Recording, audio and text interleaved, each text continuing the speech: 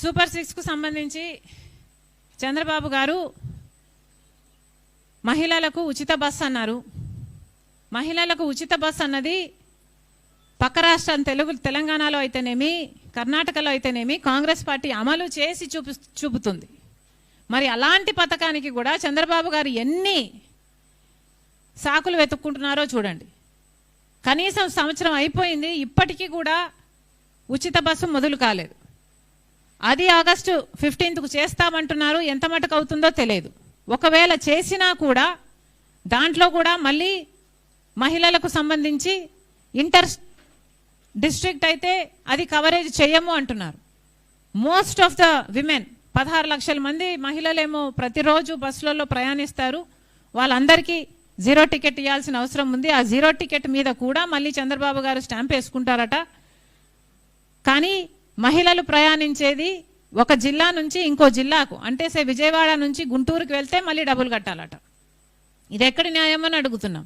ఇంకా ఇచ్చేదేదో మొత్తము ఫ్రీగా ఇవ్వచ్చు కదా, ఇచ్చినట్టన్నా మంచి పేరైనా మీకు వస్తుంది కదా. ఇది చాలా అన్యాయం. సూపర్ 6లో ఇంకొకటి మహిళా శక్తి. ప్రతి మహిళకి 18 ఏళ్ళు నిండిన తర్వాత 1500 రూపాయలు నెలకిస్తామని చెప్పారు. సంవత్సరానికి 18,000 రూపాయలు ప్రతి మహిళకు ఇస్తామని చెప్తే అది చాలా పెద్ద బడ్జెట్టే. కానీ కనీసం ఆ మాత్రం క్యాలిక్యులేషన్ మీరు చేసుకోలేకపోయారా? ఎన్నికలప్పుడు మీరే కదా ఊదరగొట్టారు, ప్రతి మహిళను మేము శక్తివంతురాలని చేస్తామని. మరి అలాంటప్పుడు ఎంత ఖర్చు అవుతుందో మీకు తెలియదా? ఇప్పుడు రాష్ట్రాన్ని అమ్మేయాలి, ఆ పథకాన్ని అమలు చేయాలంటే అని మీ మంత్రులే మాట్లాడుతున్నారు అంటే, దానికి P4తో లింకు పెడుతున్నారు అంటే మీ అసమర్థతే కదా. P4తో లింకు పెడతాము అని మీరు ఆ రోజు చెప్పలేదు కదా. ఈ రోజేమో P4కి ఏమో దాతలు ఉంటే డబ్బులు వస్తాయి, దాతలు లేకపోతే డబ్బులు రావు. అంటే ఆ పథకం అమలు కాదు. దాదాపు 2 కోట్ల మంది మహిళలకు అమలు కావాల్సిన పథకం కనీసం 1,80,000 మహిళలకైతే అమలు కావాలి కదా. మరి ఇప్పుడు మీరు అన్నిటికీ లింకు పెడుతున్నారు, P4కి లింకు పెడుతున్నారు, రాష్ట్రానికి అమ్ముకోవాలి అని మాట్లాడుతున్నారు అంటే మీకు ఎంత చిత్తశుద్ధి ఉన్నట్టు? మరి సూపర్ 6 సూపర్ ఫ్లాప్ అయిందనక ఏమనాలి? రైతుల విషయానికి అన్నదాత సుఖీభవ అన్నారు. 93 లక్షల మంది రైతులు ఉంటే మీరు ఇస్తున్నది ఎంతమందికి? 47 లక్షల మంది రైతులకి. మిగతా అందరికీ టోపీ పెట్టినట్టే కదా. తల్లికి దీవెన, తల్లికి వందనమా? తల్లికి వందనం పథకం ప్రకారం 87 లక్షల మంది విద్యార్థులు ఉంటే మీరు ఇస్తున్నది 67 లక్షల మందికి. అన్నిట్లో కోతలు పెట్టుకుంటూ పోతే మిమ్మల్ని ఏమనాలి? మీ చిత్తశుద్ధి కనిపించడం లేదు. మళ్ళీ చెప్తున్నాం, సూపర్ 6 యథావిధిగా మీరు ఎలా మాటిచ్చారో నిరుద్యోగ భృతి మీరు ఇంతకు ముందు కూడా మాటిచ్చారు. పోయిన ఎలక్షన్లలో 2014లో ముఖ్యమంత్రి అయినప్పుడు కూడా చంద్రబాబు గారు ఇదే మాటిచ్చారు. నిరుద్యోగ భృతి ప్రతి నెల ఇస్తామని చెప్పారు. అప్పుడు ఇవ్వలేదు, ఇప్పుడు ఇచ్చేటట్టు కనిపించడం లేదు. మేము ఉద్యోగాలు ఇస్తాము అంటున్నారు. కనీసం 50 లక్షల మంది బిడ్డలు ఉన్నారు ఉద్యోగాలు లేక. కనీసం మీరు ఉద్యోగాలు ఇచ్చే వాళ్ళకి ఎప్పుడు ఇస్తారో తెలియదు. పోనీ 20 లక్షలు ఇస్తారా? ఎంతమందికి ఇస్తారు?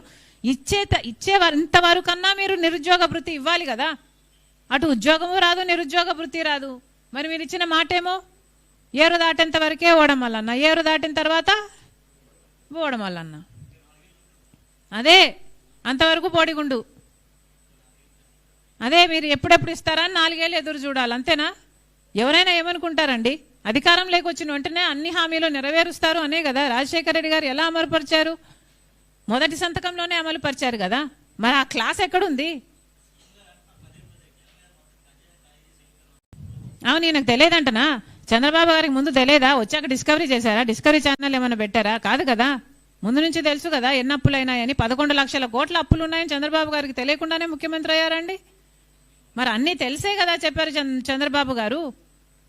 ప్రతి నెల మహిళలకి 1,500 రూపాయలు ఇస్తామని. చాలా అన్యాయం ఇది, వెరీ అన్ఫేర్. చేస్తారండి వీళ్ళందరూ చచ్చిపోయిన తర్వాత, లేకపోతే ఈ రాష్ట్రం అంతా పేదరికంలో కొట్టుకున్న తర్వాత చేస్తే ఏం లాభము? అధికారం లేకొచ్చిన వెంటనే చేస్తే కదా.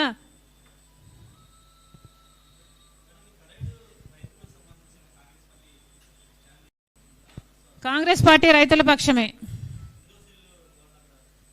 ముమ్మాటికి కాంగ్రెస్ పార్టీ రైతుల పక్షమే, దాంట్లో క్వశ్చనే లేదు. ఓకేమా, థ్యాంక్ యూ.